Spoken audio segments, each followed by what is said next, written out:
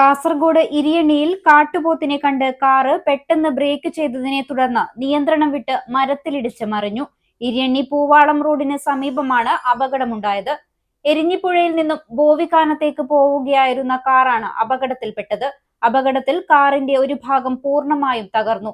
അപകടത്തിൽ ഡ്രൈവർ അത്ഭുതകരമായാണ് വലിയ പരിക്കുകളില്ലാതെ രക്ഷപ്പെട്ടത്. ഈ പ്രദേശത്ത് വന്യജീവികളുടെ ശല്യം ഏറെ രൂക്ഷമാണെന്നാണ് നാട്ടുകാർ പറയുന്നത്. 40 വർഷമായി നിങ്ങളുടെ ജീവിതത്തിന്റെ പുതുതാളം. Bindu jewellery. It's a promise of lifetime. Kasaragod Iriyanni Poovalam റോഡിന് സമീപം വ്യാഴാഴ്ച രാത്രിയോടെയാണ് അപകടം നടന്നത്.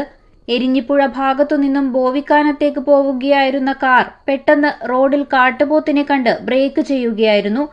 ഇതോടെ നിയന്ത്രണം നഷ്ടപ്പെട്ട വാഹനം റോഡരികിലെ മരത്തിലിടിച്ച ശേഷം മറിയുകയായിരുന്നു. അപകടത്തിൽ കാറിന്റെ ഒരു ഭാഗം പൂർണ്ണമായും തകർന്ന നിലയിലാണ്. എന്നാൽ വാഹനത്തിലുണ്ടായിരുന്ന ഡ്രൈവർ അത്ഭുതകരമായാണ് വലിയ പരിക്കുകളൊന്നുമില്ലാതെ രക്ഷപ്പെട്ടത്.